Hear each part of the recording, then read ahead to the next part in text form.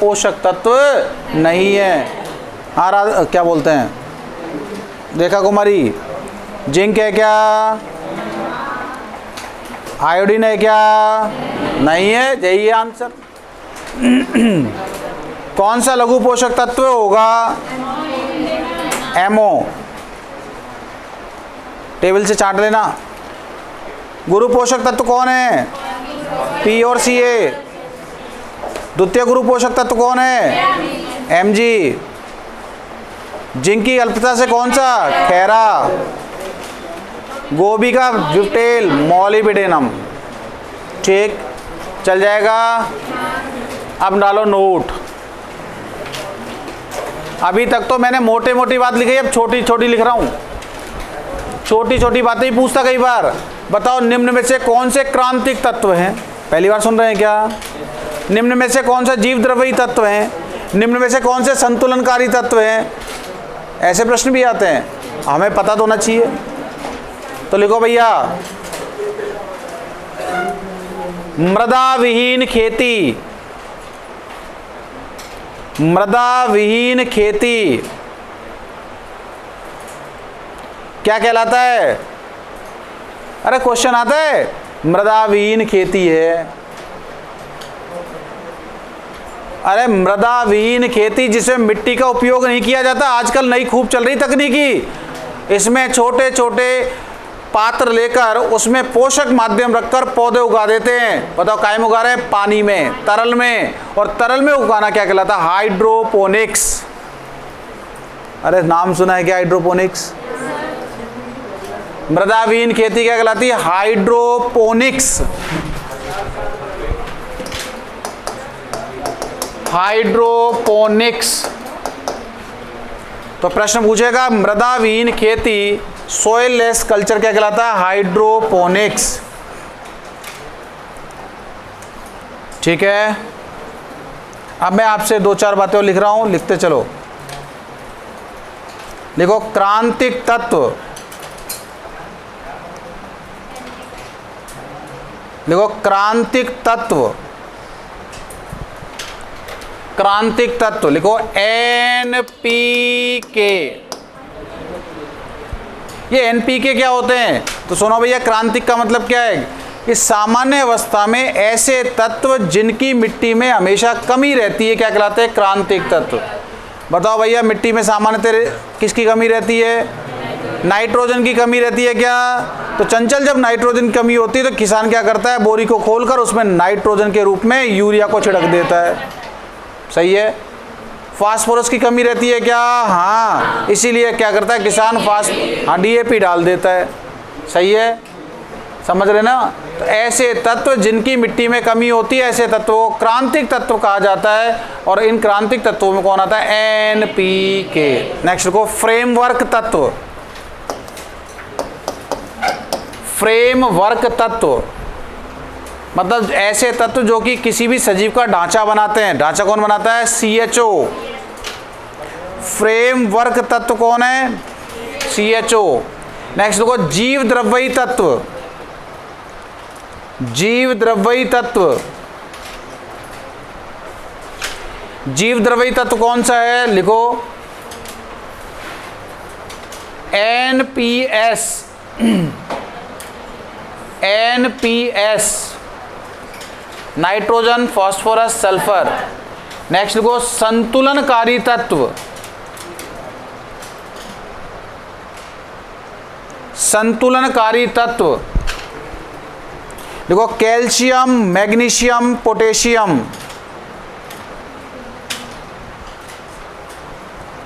Calcium, magnesium और potassium. ठीक है, अगला लिख लो भैया, अगली बात। नेक्स्ट बिंदु लिखो अखनिज व खनिज के मध्य का तत्व। अखनिज व खनिज पोषक के मध्य का तत्व। अखनिज व खनिज पोषक तत्व के मध्य का तत्व। नाइट्रोजन।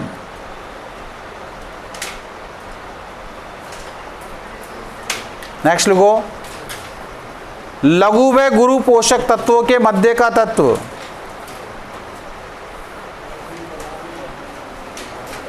लघु व गुरु पोषक तत्वों के मध्य का तत्व लिखो, आयरन।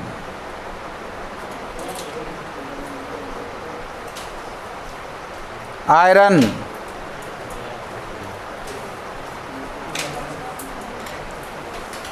नेक्स्ट लिखे,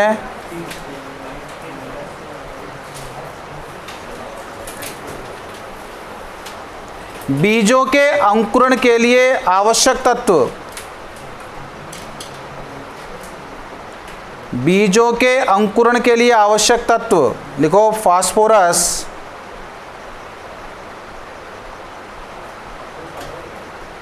फास्फोरस। नेक्स्ट लिखो, रंध्रीय गति के लिए। रंध्रीय गति के लिए आवश्यक के।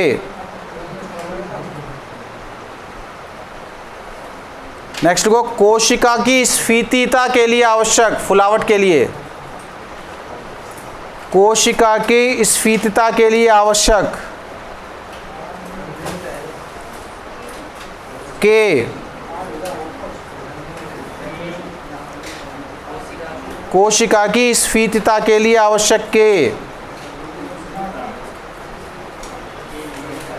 नेक्स्ट लिखो, मूल शीर्ष के संश्लेषण के लिए आवश्यक। मूल शीर्ष के संश्लेषण के लिए आवश्यक। मूल शीर्ष के संश्लेषण के लिए आवश्यक लिखो, Ca, कैल्शियम। माइटोकॉन्ड्रिया व गुणसूत्रों के संश्लेषण के लिए आवश्यक। माइटोकॉन्ड्रिया व गुणसूत्रों के संश्लेषण के लिए आवश्यक कैल्शियम।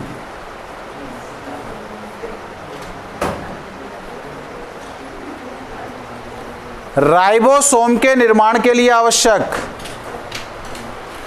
राइबोसोम व क्लोरोफिल, आवाज नहीं बच्चा, राइबोसोम व क्लोरोफिल के निर्माण के लिए आवश्यक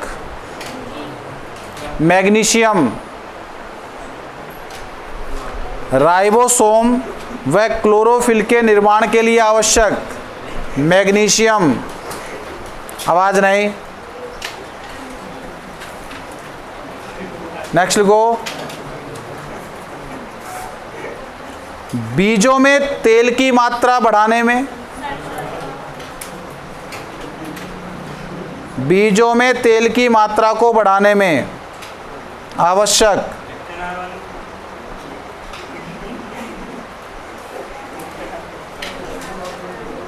सल्फर। प्याज व लहसुन में गंध के लिए आवश्यक। प्याज व लहसुन में गंध के लिए आवश्यक। प्याज व लहसुन में गंध के लिए आवश्यक सल्फर।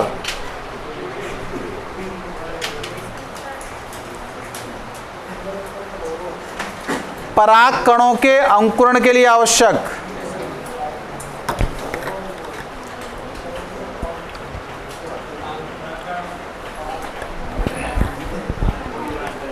पराग कणों के संश्लेषण के लिए आवश्यक बोरोन।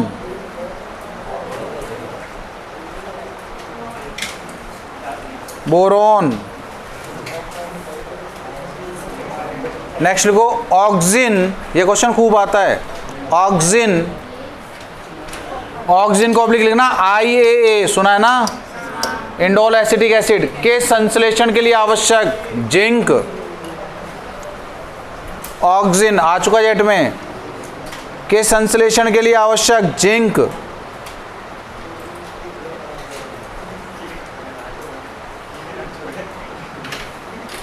नेक्स्ट लिखो,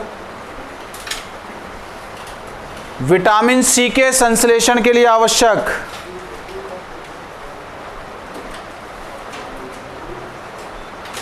विटामिन सी के लिए संश्लेषण के लिए आवश्यक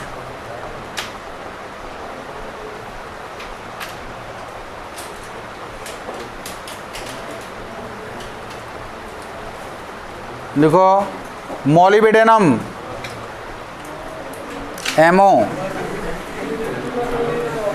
मटर कुल के पादप की जड़ों में, छोरे, मटर कुल के पादप की जड़ों में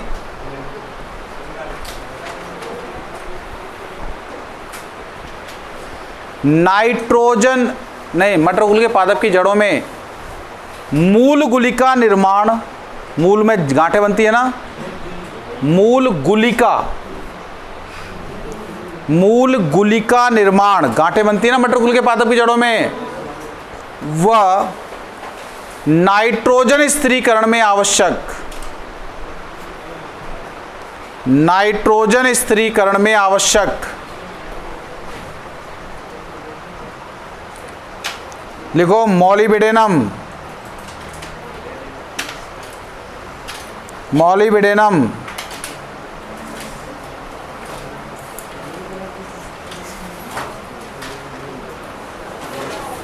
नेक्स्ट लिखो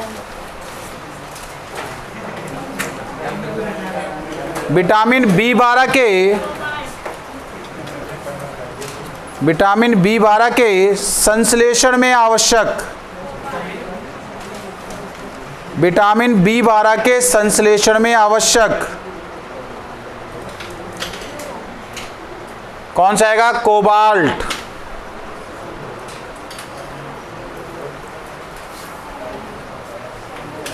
पादप में रोग प्रतिरोधी क्षमता,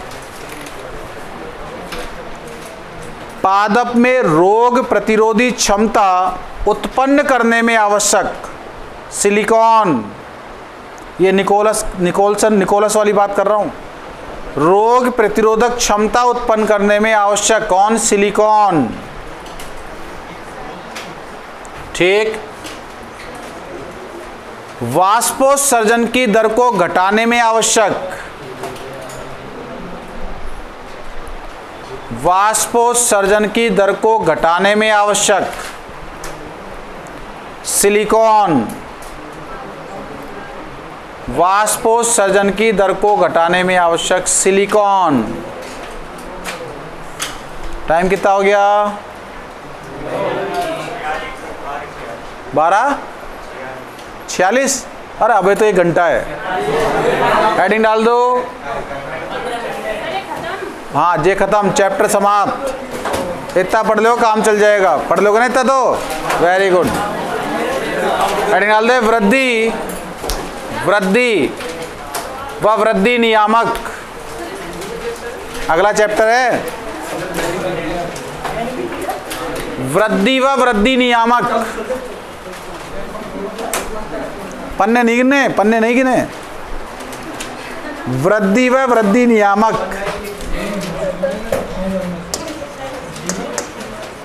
वृद्धि और वृद्धि नियामक।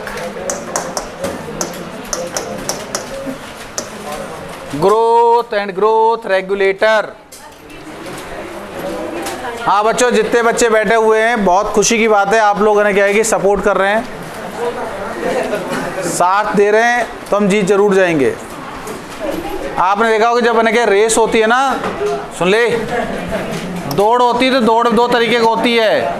एक दौड़ वो होती है साहब जिसमें एक ही आदमी दौड़ता है, एक दौड़ वो होती है साहब जिसमें ना क्या एक साथ क्या होता है 2 आदमी दौड़ते हैं, और 2 आदमी में क्या होता है इनकी एक टांगे बांध दी जाती हैं। बच्चों में देखा होगा तुमने, इस तरीके की दौड़ होती हुई, इस तरीके की। मान लीजिए मैं हूँ, मेरे बगल में दूसरा बच्चा खड़ा हुआ है, मान लीजिए एक मास्टर बच्चे का ना क्या जोड़े बना दिए, एक मास्टर एक बच्चा, एक मास्टर बच्चा, मास्टर बच्चा, फिर इनकी दौड़ हो रही है। देखो कौन जीतेगा। अब पता चला मेरे साथ में ना क्या है कि कोई एक बच्चा ना क्या है कि खड़ा कर दिया गया, उदाहरण के तौर पे जैसे मान लीजिए सचिन कुमार को खड़ा कर दिया, और हम दोनों की टांगे बांध दी, एक पास पास वाली टांगे बांध दी ऐसे। इधर क्या रामवीर जी खड़े हैं, और रामवीर जी के साथ में कोई एक बच्चे को खड़ा कर दिया, और इनकी टांगे बांध दी, यहाँ पे इनकी भी टांगे बांध दी ऐसे। अब इसके बाद एक नरेंद्र जी को खड़ा कर दिया, और एक और ने खड़ा कर दिया मान लीजिए, और फिर करते हैं साहब कि ना एक काम करो, अब दौड़ लगाओ साहब। अब सीधी सी बात है, मास्टर एक्सपर्ट है दौड़ने में, लेकिन बच्चा क्या कर रहा है, बच्चा ने कमजोर है, तो दोनों ने क्या है कि बताओ जीत पाएंगे क्या? नहीं। मास्टर क्या करेगा, खींचने की कोशिश करेगा, लड़का क्या करता है पीछे, नहीं गुरुजी नहीं। ऐसी कंडीशन पता चला क्या, खुद तो गिरेगा, मास्टर को गिरा देगा। इसलिए अगर दोनों ही एक साथ बराबर से दौड़ रहे हैं तो जीत जाएंगे क्या? हाँ। और हम दोनों इस समय एक साथ दौड़ रहे हैं तो 100% जीतेंगे। आप बधाई के पात्र हो जो साथ साथ दौड़ रहे हैं, समझ गए ना? हाँ भैया।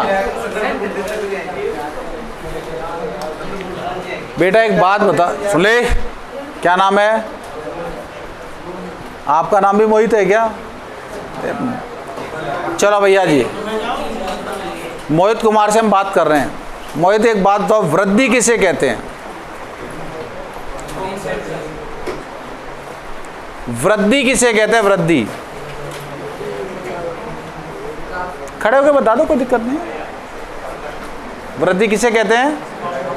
चोरे पहले नाम सुनो, सॉरी पहले ना क्या है कि बात सुनो, क्या कह रहे हैं वो।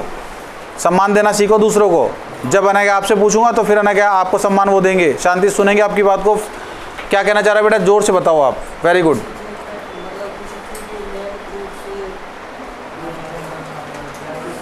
भाई मैं तो ये कहना चाह रहा हूँ, तेरे को मास्टर बना दिया और यहाँ खड़ा कर दिया और इतने सारे ना क्या कि छोटे छोटे बच्चे खड़े हैं, बैठे हैं। अब इनको बताओ सब वृद्धि क्या होती है, कैसे समझाओगे इनको? इन्हें कुछ आता ही नहीं है। समझा सकते हो क्या? नहीं। हाँ भैया सचिन कुमार, वृद्धि किसे कहते हैं?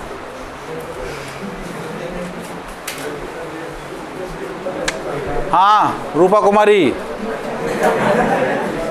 वृद्धि किसे कहते हैं? दिव्या, वृद्धि किसे कहते हैं? हाँ भैया, वृद्धि किसे कहते हैं? वृद्धि, वृद्धि किसे कहते हैं? हाँ जी, वृद्धि किसे कहते हैं? कहाँ पतो? हाँ भैया सुने, वृद्धि किसे कहते हैं? आप सुनो, बच्चन से पूछते हैं वृद्धि किसे कहते हैं, तो कोई मैं पूछ रहा वृद्धि किसे कहते हैं? कहाँ पतो? तुम्हें पता होगा, मैं कहाँ पतो? तुम्हें कहाँ पतो? सुनो, सबको पतो है। सुनो रवि कुमार, जब हम पैदा हुए थे ना, पैदा इतने से थे, इतने से। अब बातों को समझना, देखो मैं कहना क्या चाह रहा हूँ, मुझे तो केवल एक लाइन लिखानी है जिसको आप रटोगे नहीं, अपने आप समझ जाओगे। जब हम पैदा हुए थे ना निशा कुमारी, हम इतने से थे। और जब हम पैदा हुए थे तो नहीं, उस समय क्या है कि हमको पैदा कराने वाले ने, अर्थात लेबर रूम में क्या थी, कोई नर्स थी या कोई दाई थी, जो ट्रेंड ना क्या व्यक्ति विशेष था, उसने क्या किया, हमको पैदा कराया। और पैदा कराने के पश्चात हमारे शरीर को ने क्या है कि रुई या कपड़े से पोंछ पाछ दिया, या फिर ना क्या है कि हमारी गर्दन को पकड़ के नल के नीचे लगा दिया और ऐसे ऐसे धो दिया। ऐसे ही करते हैं, अरे ऐसे ही करते हैं भाई, तुम क्या सोचते हो? बच्चा पैदा हुआ, पैदा होने के पश्चात उसके ना क्या है कि जो ये प्लेसेंटा आता है, इसको काटा, काटने के बाद इसमें क्लिप लगाई, माता तरफ भी क्लिप लगाई, उसके बाद बच्चे को पकड़ा। बच्चे को पकड़ने के बाद वो रोए तो ठीक है, नहीं तो उसके चांटे दिए जाते हैं, नहीं तो उसको उल्टा करके उसके पुट्ठे पैसे से मारा जाता है, ऐसे करके ऐसे रुलाया जाता है, लंबी सांस ले और है ना क्या है कि वो रोने की आवाज़ निकाले। अगर है ना क्या है कि कोई अच्छा बच्चा था मेरे जैसे, पैदा होते ही रोने लग गया, तो ऐसी कंडीशन में क्या करते हैं, उसको पकड़ते हैं और पकड़ने के पश्चात क्या करते हैं, उसको ऐसे गर्दन की तरफ से पीछे से पकड़ के और नल के नीचे लगा देते हैं। एक बार ऐसे ऐसे करके धो दिया साबुन लगा के, उसके नल बंद करके उसके पोंछ पाछ लेते हैं और पोंछ कर उसके क्या करते हैं, एक हाथ पोंछने वाले रुमाल के अंदर लपेट लेते हैं, डस्टर में इतने बड़े से में, और लपेट के उसको बाहर ले जाते हैं, उसके दादाजी या दादी जी या परिवार के किसी भी सदस्य के हाथ में दे देते हैं। जब पैदा हुए थे ना तो मोहित इतने से थे, और हमें लपेटने के लिए कितने की आवश्यकता पड़ी थी, इतने से रुमाल की आवश्यकता पड़ी थी। उससे लपेट कर हमारे घर वालों के हाथ में दे दिया। हमारे घर वालों ने क्या किया, उसको इसी तरीके से ऐसे रख लिया। बताओ कोई ज़्यादा मजबूत बंद बनाया क्या? क्यों? क्योंकि हमारा आकार छोटा था, आमाप छोटा था और भार भी छोटा था, 2 से 2.5-3 किलो के आसपास के थे। कुछ समय पश्चात महीने 6 महीने के अंदर हम बड़े हो गए। अब महीने 6 महीने में बड़े हो गए तो बताओ क्या अभी भी यानी क्या है कि हम उसको ऐसे ही लेंगे क्या? नहीं। अब हम क्या करते हैं, उसको ऐसे लेना संभव नहीं है तो हम उसको ऐसे लेते हैं, ऐसे ऐसे ऐसे। तो क्या अभी भी रुमाल से काम चलाएंगे क्या? नहीं। अब बड़ी सारी तौलिए से उसको ढकने की कोशिश करते हैं। आकार बढ़ गया, आमाप बढ़ गया और भार बढ़ गया, 10-12 किलो हो गया है। अब और थोड़ा सा बड़ा हो गया जिसको लेना संभव नहीं है, तो ऐसी कंडीशन क्या करते हैं, उंगली पकड़ के चलाने की कोशिश करते हैं। कई बार आपने देखा बच्चा जिद करता है कि मुझे गोद ले, मैं थक गया। अरे क्या गोद लें, तेरे को लादे लादे घूमते खुद की टांग दुखने लग गई। कई बार इसे महिलाएं कहती हैं, शब्दों में सुनना। और बड़े होते होते होते 5 फुट 11 इंच का हो गया, वजन हो गया 82 किलो। लपेटने के लिए ऊपर चाहिए 2.25 मीटर, नीचे चाहिए 1.25 मीटर, इसके अलावा भी चाहिए, बताना उचित नहीं समझता मैं। क्या क्या क्या क्या क्या बड़ा है, क्या क्या क्या बड़ा है, सुनना। आकार बढ़ गया, आमाप बढ़ गया और भार बढ़ गया। आकार, आमाप और ये भार जो बढ़ा, 1 मिनट, ये इसके बढ़ने की क्रिया क्या कहलाती है? वृद्धि कहलाती है। एक बात बताओ, वृद्धि अनुत्क्रमणीय होती है क्या या उत्क्रमणीय होती है? वृद्धि अनुत्क्रमणीय उत्क्रमणीय है? कहा पतो? तो केमिस्ट्री के अंदर रासायनिक बलगतकी नाम का चैप्टर नहीं पढ़ा क्या? रासायनिक अपक्रियाएं नहीं पढ़ी क्या? उस जगह शब्द आया था उत्क्रमणीय अनुत्क्रमणीय। उत्क्रमणीय होता है अनुत्क्रमणीय होती है? हैं? पक्की बात कही है इसने, अनुत्क्रमणीय होती है। अनुत्क्रमणीय मतलब क्या है? जो एक ही दिशा में चलेगी। हम नीचे से ना क्या ऊपर उठते उठते आ रहे हैं, लंबे हो गए, अब ना क्या चाह कर भी हम छोटे नहीं हो सकते। हमारी पैंट छोटी हो चुकी है, इतनी हो गई, अब सोचे साहब अच्छी पैंट है यार, खराब हो जाएगी, कोशिश करें कि हम छोटे हो जाएं, संभव है क्या? नहीं है।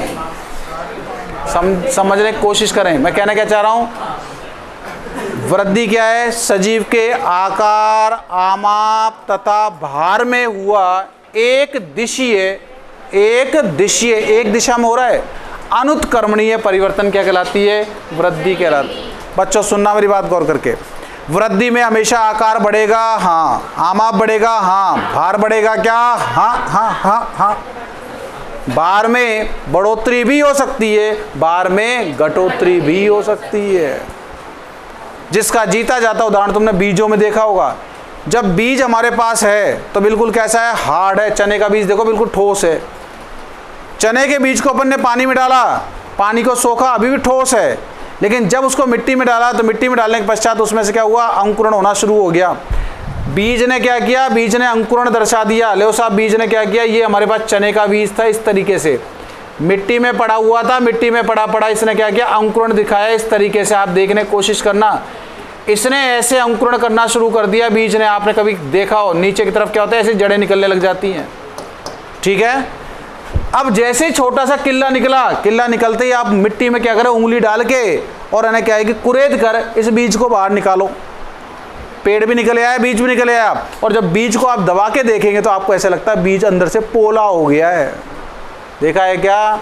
छिलका छिलका रह जाता है, अंदर का सारा हिस्सा खप जाता है या गल जाता है, पोषण देते हुए समाप्त हो जाता है। अब उस ने क्या है कि खोखले छिलके को तोलो और एक सामान्य बीज को तोलो, बचाओ बाद वजन में बढ़ोतरी घटोतरी। इसका मतलब तुम समझ सकते हो मैं कहना क्या चाह रहा हूँ। ताज़ा आलू लेके आए थे नया, वजन में वजनीला होता है। आलू को कुछ दिन बाद देखो साहब पुराना हो जाता है, थोड़ा सा ना क्या है कि पिलपिलास होता है, और पुराना हो गया, और पिलपिला हो गया, और पुराना हो गया, और पिलपिला हो गया। लास्ट के अंदर जब आते हैं तो आपने देखा आलू एकदम जिसमें किल्ले निकलने लग जाते हैं, पिलपिले से हो जाते हैं। अर्थात बताओ वजन बढ़ रहा है घट रहा है? घट रहा है। इसका मतलब वृद्धि के दौरान सामान्य अवस्था में वजन में बढ़ोतरी होती है, लेकिन बीजों तथा कंदों में वृद्धि के दौरान वजन में क्या आ जाती है? कमी आ जाती है। समझ में आ गया? लिखो फटाफट। पादप के पादप के आकार, आमाप, पादप के आकार, आमाप तथा भार में हुआ, आकार, आमाप तथा भार में हुआ एक दिशीय अनुत्क्रमणीय परिवर्तन, एक दिशीय अनुत्क्रमणीय परिवर्तन वृद्धि कहलाती है। A unidirectional irreversible change in weight, size and shape क्या कहलाएगी? ग्रोथ। समझ गए? नोट डाले भैया, नोट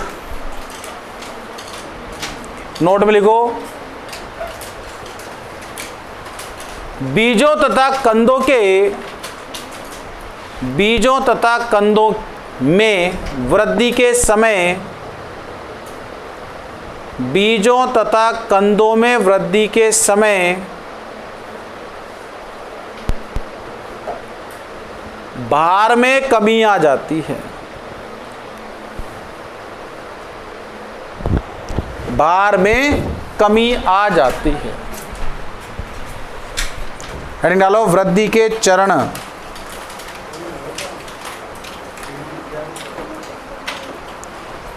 वृद्धि के चरण। वृद्धि में बेटा कितने चरण आते हैं? कई बार अपन से पूछेगा, वृद्धि के चरणों को सही क्रम में व्यवस्थित करो। बच्चों इधर देखो, सभी लोग जितने बच्चे बैठे हैं, ये एक शुक्राणु था, ठीक।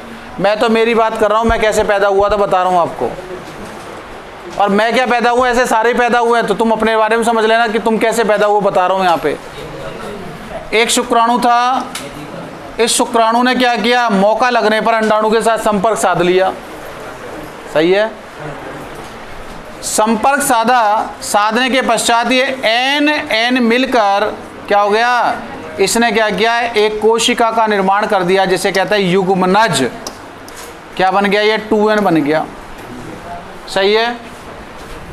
2n ने क्या किया, 2n ने छोटी छोटी कोशिकाएं पैदा करी, 1 से 2 बनाई, 2 से 4 कोशिकाएं बनाई, 4 से 8 कोशिकाएं बनाई। सही है? और शहतूत जैसी संरचना बनाई, इसे कहते हैं मोरूला, पढ़ाऊंगा भी आगे। और यही जाकर इन्हें क्या है, 8 से 16, 16 से 32 कोश की अवस्था बनी और गर्भाशय में जाके चिपक गई। और चिपकने के पश्चात धीरे धीरे इसने क्या किया, यहाँ रहकर पोषण प्राप्त किया, अपने आने क्या है कि आकार बढ़ाया, आमाप बढ़ाया, और लगभग 270 से 290 दिन पश्चात एक हंसता खेलता ऐसे तैयार कर दिया। सही है? हाँ सही है। एक बात बताओ क्या कहना चाह रहा हूं, यहां से लेकर यहां तक बताओ क्या हो रहा है, सजीव बन रहा है या संख्याओं की वृद्धि हो रही है? और 1 से 2 और 2 से 4, 4 से 8, 8 से 16, 16 से 32, 1 दूनी 2 और 2 दूनी 4, 4 दूनी 8, 8 दूनी 16, 16 दूनी 32। हम जोड़ रहे हैं, गुणा कर रहे हैं। अरे 1 दूनी 2 और 2 दूनी 4, 4 दूनी 8, 8 दूनी 16, 16 दूनी 32। जोड़ रहे हैं, भाग लगा रहे हैं, घटा रहे हैं, गुणा कर रहे हैं, गुणा कर रहे हैं। इसका मतलब यहां से लेकर ये पूरी 1 से 2 और 2 से 4, 1 दूनी 2, 2 दूनी 4, 4 दूनी 8। इसका मतलब यहाँ तो गुणा हो रहा है, इसलिए आप इसे क्या कहोगे, इसे कहोगे क्या, कोशिका गुणन प्रावस्था या कोशिका विभाजन प्रावस्था। क्या कहेंगे? तो पहले आता है क्या, कोशिका विभाजन प्रावस्था, विभाजन प्रावस्था, ठीक। अब कोशिका विभाजन प्रावस्था हो गई नंबर 2। दूसरी अवस्था कौन सी आएगी? कोशिका विभाजन करके तैयार हो गई, अर्थात है ना क्या, इस कोशिका ने 2 कोशिकाएं बना दी, तो क्या 2 कोशिकाएं आगे ना तुरंत कोशिका बनाएगी क्या? नहीं। एक माँ ने लड़की पैदा कर दी, तो क्या लड़की पैदा होते ही लड़की पैदा कर देगी क्या? नहीं। इतनी जल्दी नहीं, टाइम लगेगा। अब साहब लड़की पैदा हो गई, पैदा होने के पश्चात अब क्या करेगी, धीरे धीरे अपने शरीर की वृद्धि करेगी, अर्थात अपने शरीर का क्या करेगी, परिपक्वन करेगी। अर्थात इतनी सी थी, इतनी सी, धीरे धीरे करते करते ना क्या है, इतनी बड़ी हो जाएगी, अर्थात खिंच गई। क्या हो गया, खिंच गई। एक मिनट समझना, अपन देखते कई बार बच्ची जैसे छोटी होती है, साल 2 साल बाद जब उसके ना क्या गाँव जाते हैं, उसके घर जाते हैं, बहुत लंबी हो जाए, अरे इसमें तो बहुत जल्दी है ना क्या बढ़ोतरी हुई है, ये बड़ी जल्दी खिंच गई, कहते ना ये बड़ी जल्दी खिंच गई। अरे बड़ी जल्दी खिंच नहीं गई, ये वृद्धि का दूसरा पद चल रहा है। इसे कहते हैं क्या, दीर्घन प्रावस्था। इसे क्या कहते हैं, कोशिका दीर्घन प्रावस्था। अब आप समझें, विभाजन में संख्या बढ़ेगी, दीर्घन में आकार बढ़ेगा। और तीसरी आती है कोशिका विभेदन प्रावस्था। जब वो पूर्ण रूप से अपना आकार ले चुकी होती है, फिर वो है क्या डिसीजन करेगी क्या कि मुझे पैदा करना है कि नहीं करना है। कोशिका बड़ी हो चुकी है, अब उसे ये भी अभी ये भी सोचना पड़ेगा मुझे क्या पैदा करना है, जड़ बनानी है, तना बनाना है, पत्ती बनानी है, फूल बनाना है, फल बनाना है। फिर वो अलग अलग काम करने के लिए क्या करती है, अपने आप को क्या कि परिपक्व हो जाती है। इस घटना को क्या कहते हैं, परिपक्वन प्रावस्था या विभेदन प्रावस्था। तो एक प्रारूपिक कोशिका सुन ले, एक प्रारूपिक कोशिका में वृद्धि के समय 3 अवस्थाएं पाई जाती है। कौन कौन सी आती है, कोशिका विभाजन प्रावस्था, कोशिका दीर्घन प्रावस्था, कोशिका विभेदन। और बच्चों विभेदन को ही हम कहते हैं क्या, परिपक्वन प्रावस्था। परिपक्वन प्रावस्था सुने क्या क्या होगा इसमें, तो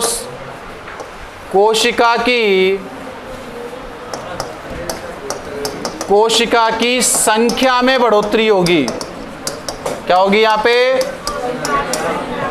यहाँ क्या होगा, कोशिका के आमाप में बढ़ोतरी होगी। आकार अलग होता है, आमाप अलग होता है। यहाँ क्या होगा, कोशिका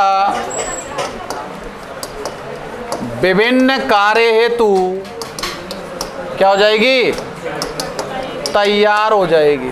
लो साहब उतारो। एक प्रारूपिक कोशिका में वृद्धि के समय कितने पद पाए जाते हैं, 3। कोशिका विभाजन प्रावस्था, कोशिका दीर्घन प्रावस्था, कोशिका विभेदन प्रावस्था।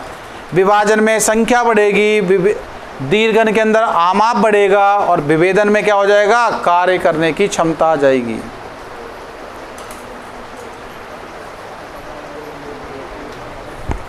जुर्फान थोड़ा देखना, इसके अंदर गला थोड़ा सा गीला कर लूँ, पानी मिल जाएगा।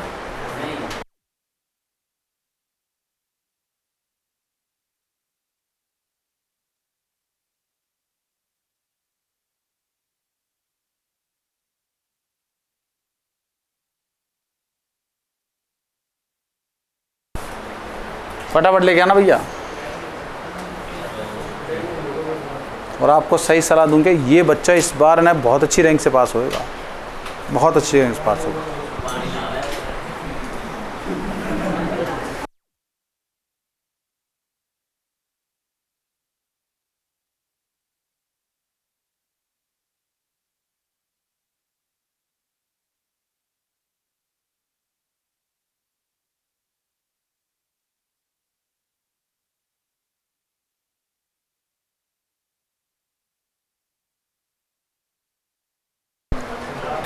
अगर वास्तविकता में देखा जाए तो तुम 11वीं और 12वीं में संपर्क में आ जाते ना मेरे, तो मैं आपको ना क्या है कि इस क्रैश कोर्स को पढ़ने की नौबत ही नहीं लेके आता। सही है क्या,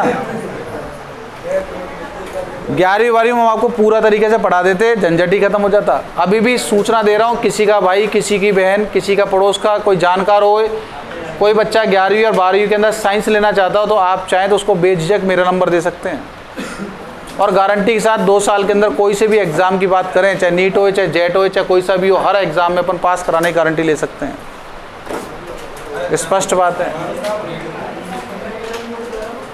आज मैं सुबह लेट क्यों हुआ था, असली वजह कोई दूसरी थी।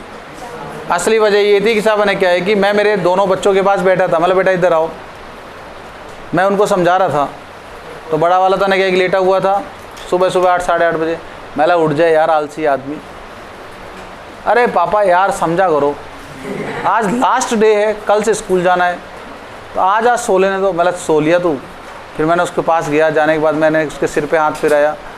मतलब देख बेटा सुन, अब 9th में तू आ गया, 1 साल की रहेगी बात, अगली साल से तो तुझे ना के लगना पड़ेगा। पापा देखो साफ़ सुथरी बात है, बायोलॉजी नहीं लूँगा।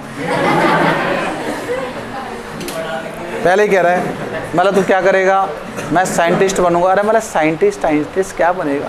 मैथ ले लेगा तू, IIT कर लेगा, IIT कर लेगा, तुझे पैकेज मिलेगा अमेरिका का, तुझे पैकेज मिलेगा दूसरे देश का, तू भग जाएगा। हम यहाँ बुढ़ापे में क्या करेंगे? तो मैंने कहा कि साहब तेरे को ना बायोलॉजी ले, बोला फिर बायोलॉजी ले लूँगा, फ़ायदा क्या होगा? मैंने बायोलॉजी लेगा तो फिर क्या करेंगे? देख सुन, तू 5 साल के अंदर जब तक MBBS करेगा तब तक 5 साल में 500 गज का कहीं मेन रोड पर प्लॉट ले लूँगा। इधर से पीछे वाले को भी ना क्या है कि बायोलॉजी दिला के उसको भी MBBS कराने के लिए भेज दूँगा।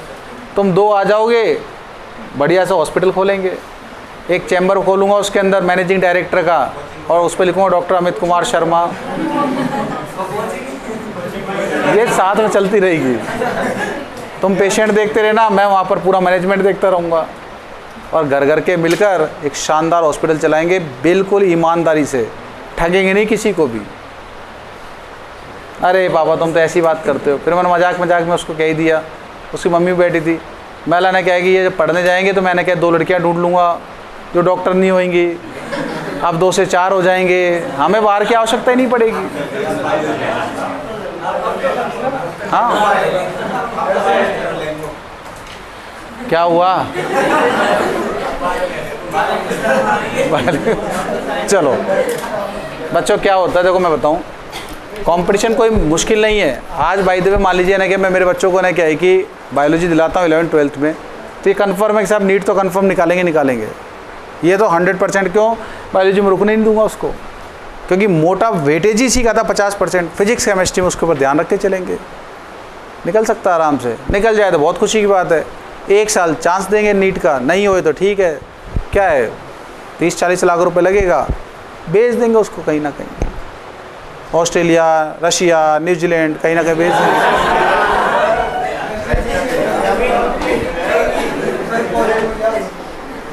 अरे तो उससे फ़ायदा है।